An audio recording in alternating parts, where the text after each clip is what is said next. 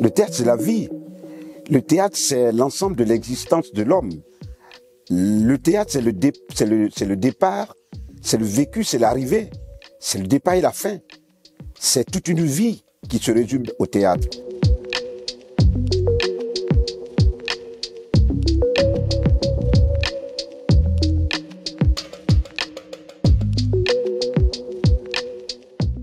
Koo se présente comme vous le savez, comme vous le voyez aussi, aux comédiens, humoristes, et voilà, c'est ce que je sais faire. Voilà, donc pour ceux qui me connaissent depuis ma tendre enfance, ils savent que la comédie et moi, on est ensemble. C'est un mariage où il n'y aura jamais de divorce. On est ensemble et puis on ira jusqu'à Las Calas.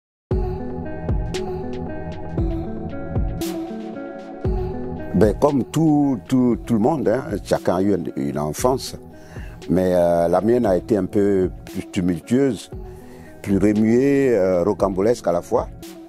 Et étant donné que mon enfance a été hachée par une maladie, une paralysie totale, et donc j'ai pas connu cette enfance de joie, cette enfance joyeuse, cette enfance où c'était la joie de vivre, où on voyait de la vie du bon côté et tout. Moi, c'était infernal. C'était infernal. À partir du moment où je n'arrivais pas à faire comme les autres enfants, j'arrivais pas à marcher, j'arrivais pas à faire usage de mes pieds, mes membres et tout. C'était compliqué. Je pouvais pas me tenir sur mes deux pieds. À l'équilibre, c'était compliqué. Et c'est cette enfance que j'ai vécue jusqu'à un certain âge. Et vous comprenez avec moi que déjà même un seul jour de cette souffrance-là, c'est insupportable. Maintenant, étendre tout ça sur des années, vous voyez ce que ça peut donner. Donc cette enfance-là, elle est... mais c'est un pan de ma vie, ça fait partie de ma vie. Je suis passé par là pour être là où je suis aujourd'hui.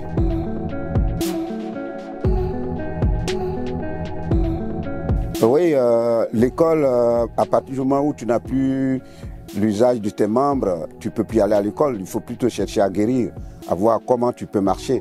L'école, ce n'est pas forcément par l'école qu'on peut se positionner dans la vie. On peut, avec la santé, avec les autres facultés, on peut toujours y arriver. Mais dans un premier temps, il faut freiner déjà la maladie, essayer de la faire partie de ton corps et puis maintenant voir comment aborder la vie, comment attaquer la vie du bon côté. Donc c'est cette partie de la vie, je l'ai vécue. Je l'ai vécue et en Côte d'Ivoire et au Burkina Faso pendant 3 ans et c'était compliqué. Après maintenant, au Burkina, j'ai pu quand même avoir cette santé, l'usage de mes membres. Et je suis revenu en Côte d'Ivoire. Mais l'école, pour moi, c'était fini parce que pour continuer, il fallait payer. Les parents étant pauvres, de pauvres paysans, déjà, il fallait trouver quand même de quoi nourrir la famille, ce qui était difficile parce que le pauvre paysan qui travaille avec ses mains, c'était pas, on appelle les machines agricoles, pour dire qu'on peut s'autosuffire de façon alimentaire. Et donc, avec la machette d'une seule main, c'est difficile de nourrir une famille et de surcroît payer l'école. Voilà, donc pour moi l'école c'était fini, il fallait maintenant se jeter dans la vie active. Il fallait se jeter et puis s'accrocher à un mât qui pouvait quand même tenir. Donc je me suis jeté à travers vents et marées avec les petits métiers ça et là. Mais parallèlement à cela, je m'étais attaché à mon théâtre. C'est vrai que je faisais les petits métiers, mais mes répétitions de théâtre les soirs, ça, je manquais pas. Parce que j'y tenais dur comme fer. Je voyais en ce théâtre-là cet élément essentiel qui pouvait me permettre de combattre cette timidité qui était grandissante en moi, due à cette maladie, à cette malformation, due aux moqueries, aux railleries des amis. Et donc, voilà, je me suis dit, avec le théâtre, je pouvais combattre cette timidité. Et c'est ce qui a été fait. Et voilà, donc on s'est attaché tout de suite, on ne s'est plus lâché. Et je me suis dit, avec le théâtre, on peut en faire un métier et puis en vivre. À cette époque-là, personne ne pouvait parier que le théâtre pouvait nourrir son homme. D'ailleurs, il y avait cette phrase-là qui traînait sur toutes les lèvres, le théâtre ne nourrit pas son homme. Mais malgré ça, nous, on s'est jeté dedans. Moi, personnellement, j'y croyais dur comme fer, parce qu'il n'y a pas de sous-métier. J'y croyais dur comme fer, parce que tout métier, c'est comme ça. Quand tu aimes un métier, que tu le pratiques avec beaucoup de courage et d'abnégation, il finit par te réussir et te nourrir. Et le théâtre faisant partie aussi des métiers, comme tous les autres, bon, on s'est pratiqué aujourd'hui. Je suis là où je suis.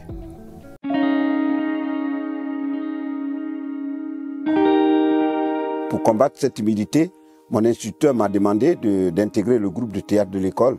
Je l'ai fait difficilement d'ailleurs, mais au sorti de cette pièce-là, j'ai vu la vie d'un autre œil. Le théâtre, c'est la vie. Le théâtre, c'est l'ensemble de l'existence de l'homme. Le théâtre, c'est le départ, c'est le vécu, c'est l'arrivée, c'est le départ et la fin. C'est toute une vie qui se résume au théâtre.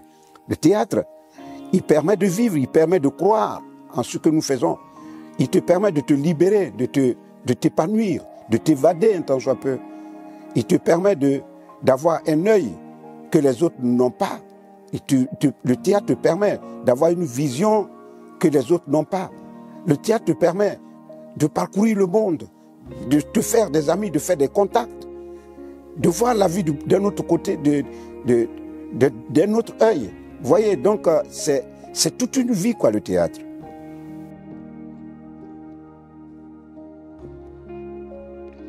En tant qu'acteur, en tant qu'artiste, tu es appelé à jouer tous les rôles. Il y a des artistes qui refusent certains rôles, moi je ne refuse jamais un rôle. Et c'est quand, souvent, pendant la distribution, il y en a qui refusent des rôles. On dit, Go, tu peux essayer ça? Je dis, oui, il n'y a pas de souci. Je le prends, je le joue. Parce que dans la vie, on trouve tout. Dans la vie courante, on trouve tout. On trouve des directeurs de société, on trouve des présidents de la République, on trouve des ministres, on trouve des paysans, on trouve des fous, on trouve des malades, on trouve tout. Alors, donc pourquoi ne pas incarner ces rôles-là au théâtre? Si tu dois incarner le rôle d'un fou, ça ne veut pas dire que tu es forcément fou. C'est juste un rôle et puis après tu déposes la robe. Donc voilà, moi je suis prêt à incarner tous les rôles, aussi sadiques que soit, aussi sales que soit. Mais voilà, donc moi je ne trie pas les rôles. Peut-être que c'est ce qui fait que je suis là où je suis.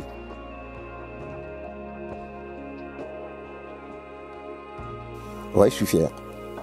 Je suis fier parce que quelque part, je me dis que dans la vie, on n'est jamais au sommet.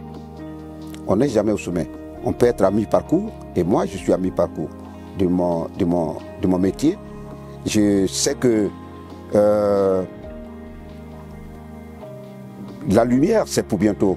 C'est pour bientôt. Parce que si tu te dis déjà que tu es dans la lumière, que tu es au sommet, en ce moment-là, tu arrêtes de travailler. Et quand tu arrêtes de travailler dans ce métier-là, eh bien, c'est la chute. C'est la chute libre. Donc, il faut toujours se remettre en cause et puis se mettre au travail. Et c'est ce que je fais jusqu'à aujourd'hui.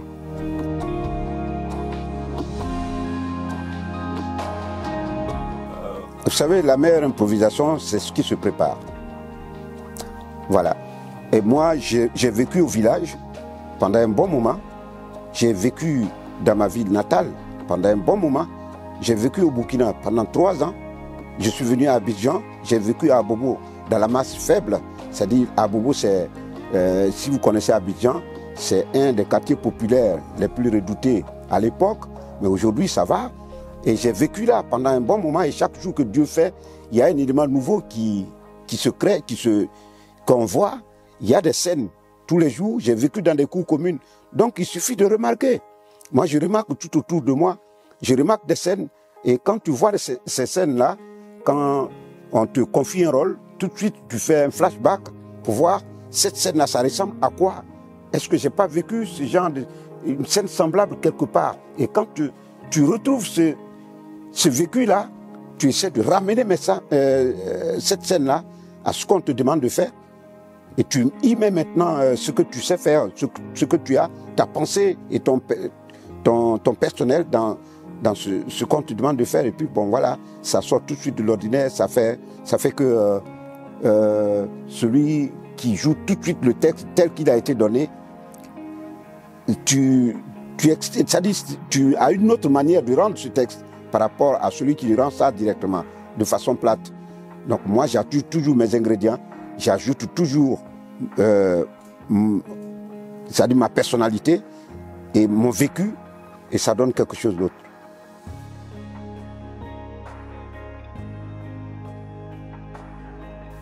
Alors mes ambitions, c'est de m'asseoir et puis faire des productions, produire d'autres films, lancer les jeunes, former les jeunes, et puis m'asseoir un soir et puis regarder avec beaucoup de plaisir ces jeunes que j'ai formés.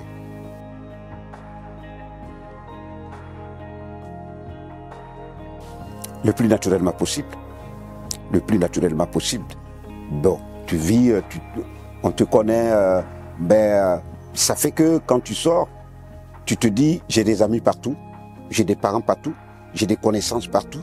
Et donc là où je rentre, je ne suis pas dépaysé et je me sens chez moi.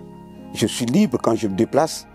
Et ça me remet aussi à ma place, ça me donne beaucoup de conseils. À partir de ce moment-là, il faut savoir que les gens ont les yeux sur toi. Tu n'as pas intérêt à faire des erreurs.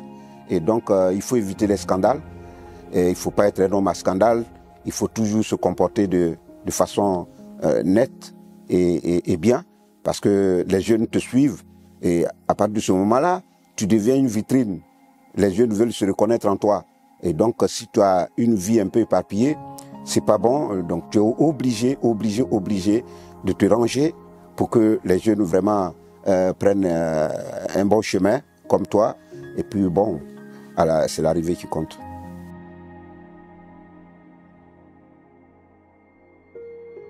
Le combat que je porte, c'est l'africanité, c'est le panafricanisme. Et il faut reconnaître que nous sommes africains, nous sommes tous africains. Et personne ne viendra construire notre continent pour nous. Il n'y a que l'Africain pour construire son Afrique. Et c'est vrai que nous avons tout le potentiel, les ressources humaines. Nous avons les ressources minières, nous avons notre sous-sol qui est assez riche. Nous avons tout ce qu'il faut. Nous avons des enfants, nos enfants africains qui étudient dans tous les pays du monde, dans tous les continents. Et ils ont amassé beaucoup de connaissances, surtout avec les nouvelles technologies et ce que nous vivons comme réseaux sociaux et tout. C'est des enfants qui ont beaucoup appris et qu'on attend en Afrique. Il ne faut pas rester là-bas, il faut revenir mettre ces connaissances-là au service de l'Afrique. Nous avons besoin de cela. Et avec le progrès et la modernisation du monde, on ne va pas laisser notre Afrique se disloquer. Alors que les guerres s'arrêtent, que les attaques s'arrêtent et que les divisions s'arrêtent en Afrique et que ces frontières qui ont été tracées par les Blancs soient ignorées complètement de tous les Africains, de sorte que l'Africain circule librement sur son continent, du nord à l'ouest, de l'est à l'ouest et du nord au sud, que l'Africain ne se va pas bloqué par un visa quelconque, un visa ridicule qu'il y a entre pays africains. Déjà que les Européens et les autres pays nous demandent ce visa, c'est une barrière déjà. Ils nous demandent le visa avant de venir chez eux. Nous aussi, on ne va pas se ridiculiser en imposant un visa entre frères.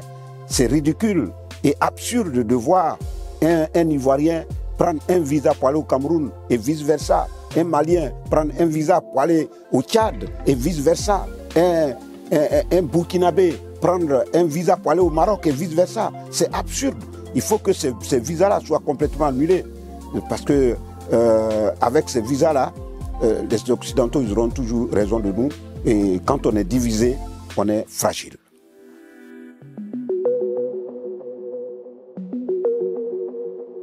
Vous qui passez là, il faut rester tranquille. Focalisez-vous. Suivez ce passage-là avec beaucoup d'intérêt. Parce que je vous vois. Celui qui ne suit pas, c'est-à-dire qu'il va gifler son oreille gauche, Panari même va pousser dedans. Je demande à tous ceux qui regardent Upendo, restez scotchés. Si vous partez ailleurs et puis vous ne suivez pas Upendo, il y a un gifle l'oreille gauche de quelqu'un, quoi. C'est-à-dire, je vais remplir le magasin là. Marchandise va déborder ici.